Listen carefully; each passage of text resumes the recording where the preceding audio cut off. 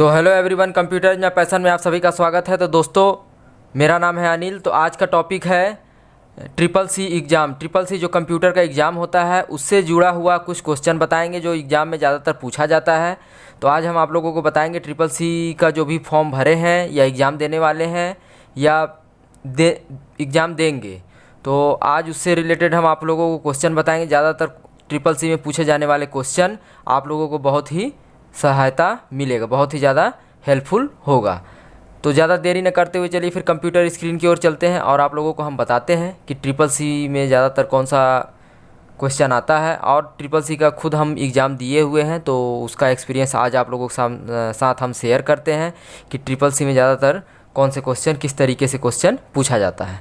तो फिर चलिए कंप्यूटर स्क्रीन की ओर चलते हैं।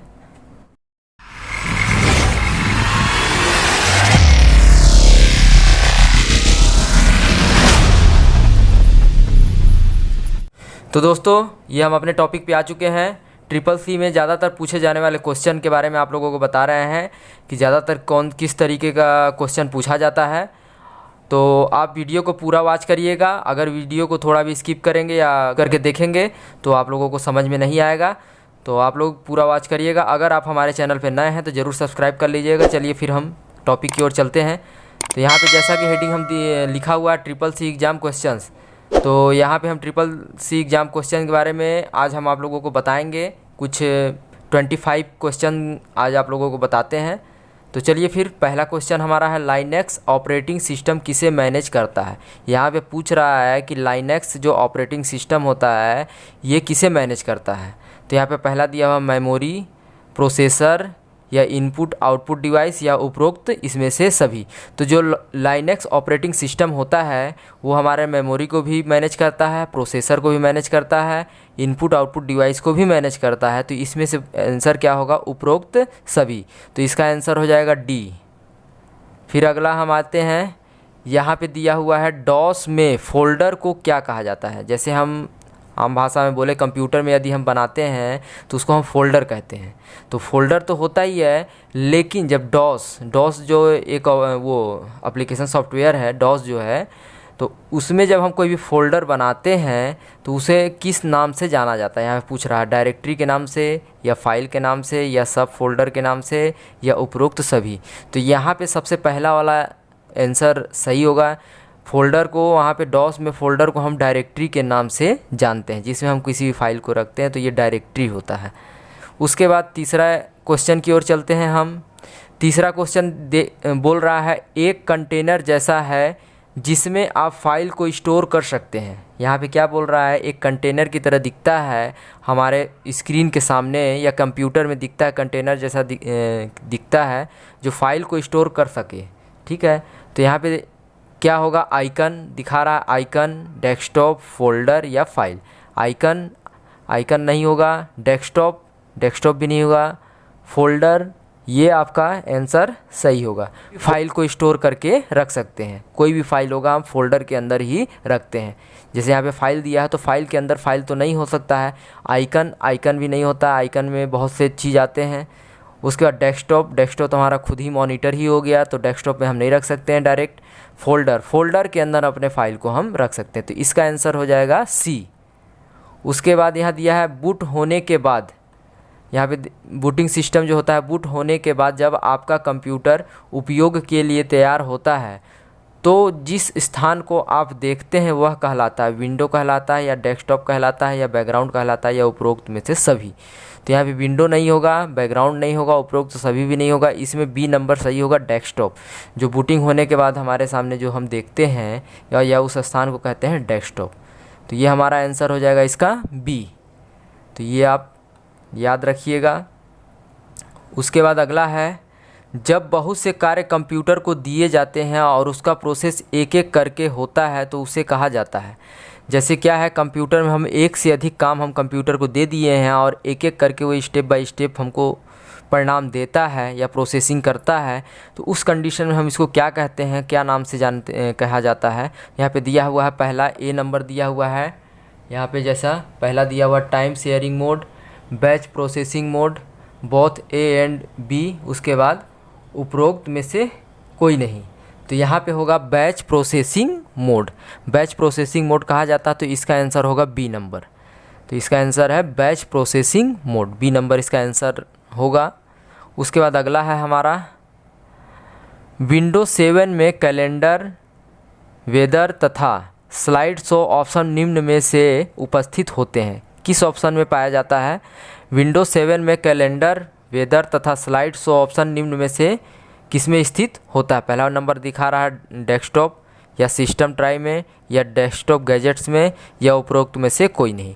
तो डेस्कटॉप पे नहीं होता है ऑप्शन में, डेस्कटॉप में नहीं आता है ये ऑप्शन, सिस्टम ट्राई में भी नहीं आता है। यहाँ पे सी नंबर का जो आंसर है वो सही होगा। डेस्कटॉप गैजेट से ही हम किसी भी कैलेंडर या घड़ी जो भी होता है, वॉच हो गया, वो हम अपने मॉनिटर स्क्रीन के ऊपर रख सकते हैं। जैसा कि यहाँ पे हम आप लोगों को दिखाते हैं, जैसे हम यहाँ पे लगाए हुए हैं, यहाँ पे इस तरीके से ये हमारा क्या है, ये सभी गैजेट्स कहलाते हैं। तो ये इस तरीके से इसका आंसर हो जाएगा डेस्कटॉप गैजेट्स। तो अब अगला है हमारा 8वां नंबर, निम्न में से विंडोज 7 का सिस्टम आइकन नहीं है। विंडोज 7 का सिस्टम आइकन नहीं, विंडो जो हमारा विंडोज 7 है उसमें से इसमें से कौन सा आइकन नहीं है? रिसाइकल बिन है, कंप्यूटर जो दिया हुआ है वो भी रहता है, नेटवर्क ये भी रहता है, MS वर्ड जो है हमारा विंडोज 7 का सिस्टम आइकन नहीं है। तो इसका आंसर हो जाएगा सी नंबर। उसके बाद 9वां नंबर है हमारा, विंडोज 7 में टास्क बार को स्वतः छिपाने के लिए किसका प्रयोग करते हैं? विंडोज 7 में टास्क बार को स्वतः छिपाने के लिए किसका प्रयोग करते हैं? विंडोज 7 का जो टास्क बार जो नीचे में दिया रहता है, यहाँ पे नीचे में जो रहता है टास्क बार, उसको छुपाने के लिए किसका प्रयोग करते हैं? तो लॉक द टास्क बार ये नहीं होगा, auto hide the taskbar और taskbar button, show the button. तो यहाँ पे दिया है auto hide the taskbar, तो बी नंबर जो है हमारा सही होगा। तो इसका आंसर हो गया auto hide the task bar के माध्यम से हम किसी भी टास्क बार को छुपा सकते हैं। तो इसका आंसर हो जाएगा बी नंबर। 9वां नंबर है, आपको ग्राफिक्स बनाने और संपादित करने की अनुमति देता है जो विंडोज 7 के उपलब्ध में लोकप्रिय कार्यक्रम है। यहाँ पे जैसा दिखा रहा है कि आपको ग्राफिक्स कार्ड बनाने और संपादित करने की अनुमति देता है जो कि विंडोज 7 के साथ उपलब्ध एक लोकप्रिय कार्यक्रम है। जो भी जब हम विंडोज 7 इंस्टॉल करते हैं या विंडोज 7 जब हमारे सिस्टम में जब इंस्टॉल करते हैं तो उसमें ऑटोमेटिक इसमें से कौन सा एक सॉफ्टवेयर है जो कि विंडोज 7 में उपलब्ध रहता है, जो लोकप्रिय है?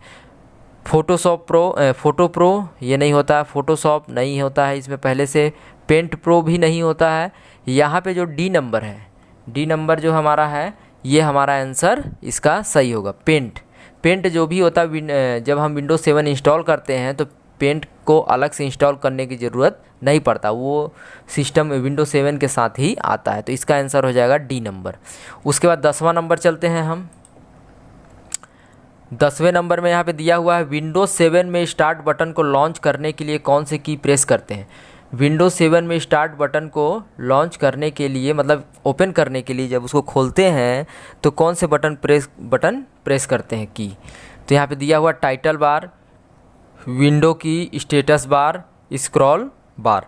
तो यहाँ पे टाइटल बार नहीं होगा, विंडो की ये हमारा आंसर सही है। स्टेटस बार भी हमारा तीसरा नंबर जो है ये भी नहीं होगा, यहाँ पे स्टेटस बार भी नहीं होगा, स्क्रॉल बार भी नहीं होगा यहाँ पे।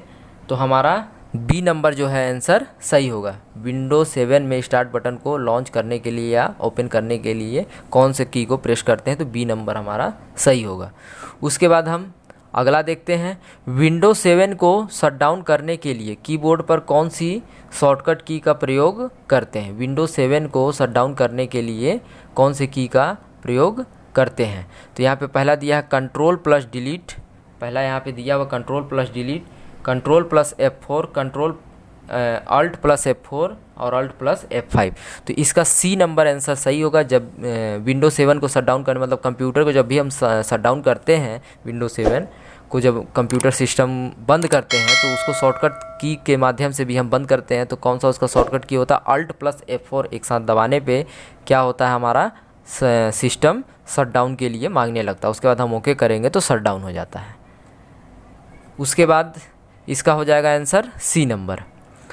फिर चलिए अगला है हमारा एप्लीकेशन विंडो में टाइटल बार के ठीक नीचे कौन सा बार होता है? पहला दिया है मेनू बार, दूसरा दिया है स्क्रॉल बार, तीसरा दिया हुआ है सी नंबर दिया है रूलर बार और डी नंबर दिया है उपरोक्त में से कोई नहीं।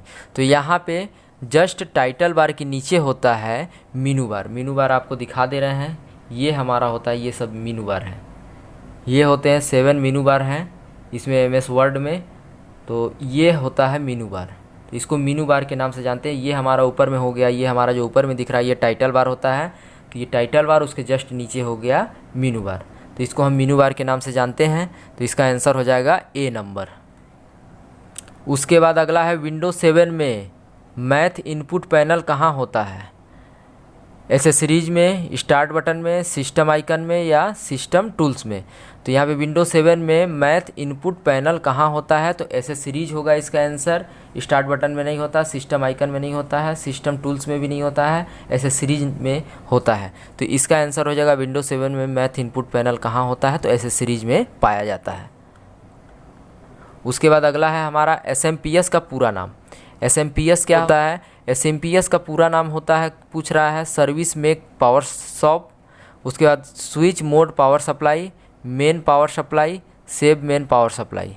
तो यहाँ पे इसका आंसर हो जाएगा B number, switch mode power supply. Switch mode power supply इसका आंसर हो जाएगा बी नंबर। तो इसका आंसर हो गया यहाँ पे इस तरीके स्विच मोड पावर सप्लाई, ये है बी नंबर। उसके बाद अगला है बीएनओ में कोड रीडर। बैंक में जो कोड रीडर जो रीड करता है, बार कोड को रीड करता है, तो बैंकों में कोड रीडर रीड करने के लिए किस स्कैनर का प्रयोग किया जाता है बैंकों में? तो बैंक का जो होता है, जैसे चेक हो गया, चेक बुक हो गया, या किसी चीज़ में कोई भी बार कोड लिखा रहता है या चेक नंबर जो होता है उसको रीड करने के लिए जो भी रहता है, तो उसमें पहला दिया हुआ OCR, MCR, MICR, उसके बाद OMR। तो उसमें मैग्नेटिक इंक लगा होता है। जो बैंक में चेकबुक होता है उसमें क्या होता है? मैग्नेटिक इंक लगा होता है। तो इसका आंसर हो जाएगा MICR, magnetic ink character reader के नाम से जानते हैं, मैग्नेटिक इंक कैरेक्टर रीडर। तो इसका आंसर हो जाएगा सी नंबर।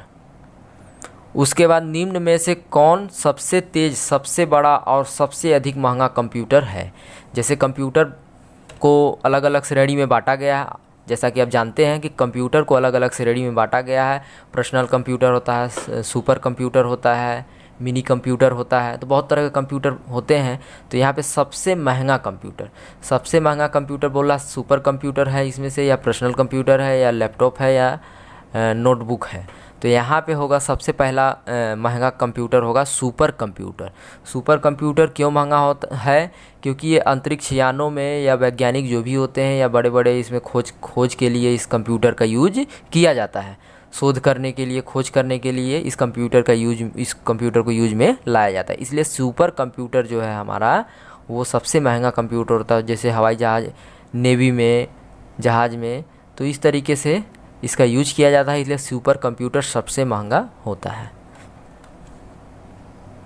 उसके बाद भारत में विकसित परम कंप्यूटर का विकास किस संस्था द्वारा किया गया था?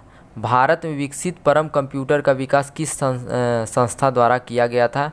पहला दिया हुआ है CDEC, IIT Mumbai, IIT Delhi, BARC। तो यहाँ पे CDEC ने जो है यहाँ पे दिया हुआ है, तो CDEC जो होगा पहला ऑप्शन, इन्होंने इस संस्था द्वारा इसका निर्माण विकास किया गया था। तो CDEC, CDAC के नाम से भी आप जानते हैं या CDEC के नाम से भी आप कह सकते हैं। तो इसका विकास किया था कौन सा? परम कंप्यूटर को का विकास किसने किया था? तो CDEC ने किया था। उसके बाद 18 नंबर हमारे चलते हैं।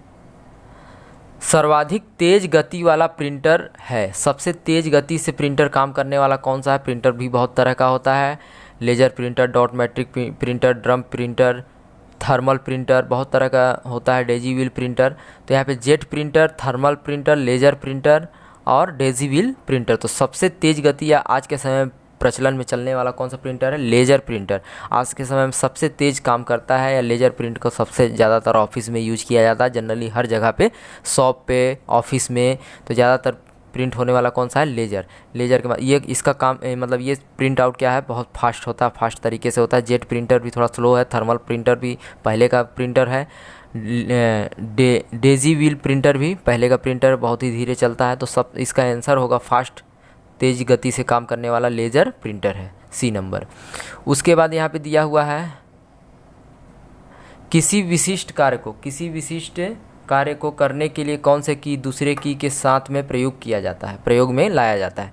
जैसे क्या है, किसी भी फाइल को ओपन करना हो या सेव करना है कॉपी, जैसे जनरली हम जब कोई भी की का यूज करके हम सेव करते हैं या कोई भी बटन दबाते हैं तो ज़्यादातर किस बटन के माध्यम से हम दूसरे की को दबाते हैं। तो यहाँ पे वही चीज़ दिखा रहा है कि किसी विशिष्ट कार्य को करने के लिए कौन सी की दूसरी की के साथ दबाया जाता है। फंक्शन की बोल रहा है कि फंक्शन की के साथ हम कोई बटन दबाते हैं, या स्पेस बार के साथ, या कंट्रोल के साथ, या एरो की के साथ।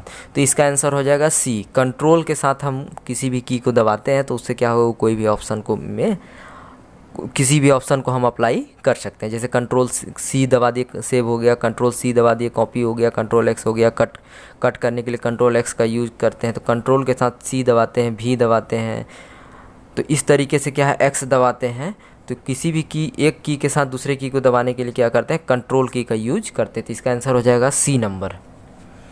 उसके बाद 18 नंबर में हम चलते हैं। कंप्यूटर की भाषा में 1 मेगाबाइट में कितने बाइट होते हैं। तो यहाँ पे दिया हुआ यहाँ पे पहला दिया है 1 लाख, फिर 10 लाख, 10,24,000, 10,48,576। तो यहाँ पे कंप्यूटर की भाषा में 1 मेगाबाइट में कितने बाइट होते हैं। तो इसका आंसर होगा सी नंबर, 10,24,000 बाइट होते हैं। 1 मेगाबाइट में इतने बाइट होते हैं, 10,24,000। उसके बाद सी नंबर इसका आंसर हो गया, कंप्यूटर की आवाज़ को सुनने या रिकॉर्ड करने के लिए किस कार्ड का प्रयोग में किया जाता है।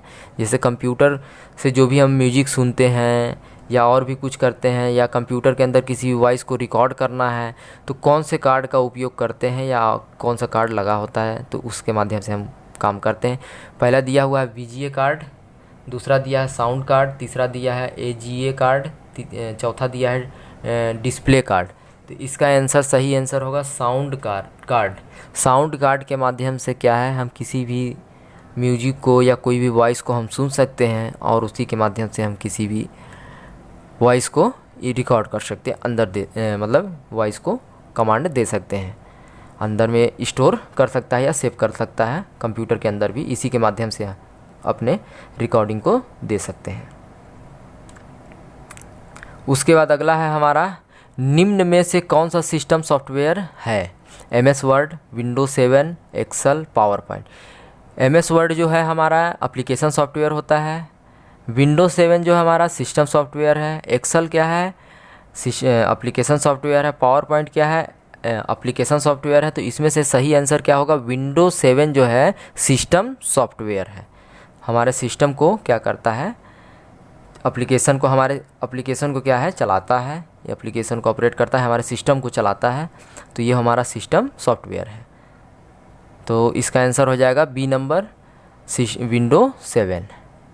अगला है 24 नंबर, इनमें से कौन सिस्टम सॉफ्टवेयर नहीं है। पेंट हो गया, वर्ड पैड हो गया, नोट पैड हो गया, लाइब्रेरी ऑफिस हो गया।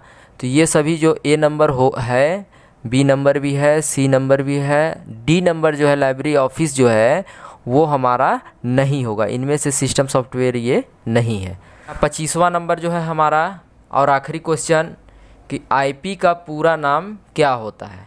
यहाँ पे पूछ रहा है कि IP का पूरा नाम क्या होता है। पहला दिया हुआ है, ए नंबर दिया है इंटरनेट प्रोटोकॉल, दूसरा दिया है including protocol, international protocol, C number उपरोक्त में से कोई नहीं। तो यहाँ पे इसका आंसर होगा ए नंबर, इंटरनेट प्रोटोकॉल।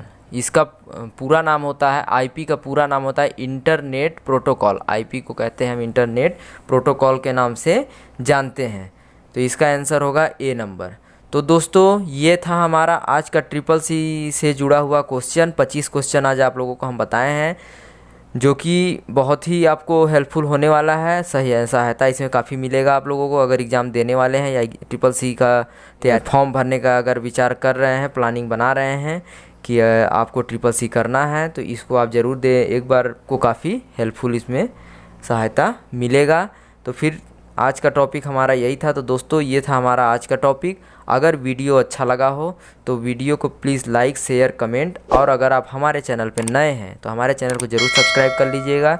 चलिए फिर मिलते हैं नेक्स्ट ब्लॉग में, तब तक के लिए थैंक यू एंड बाय।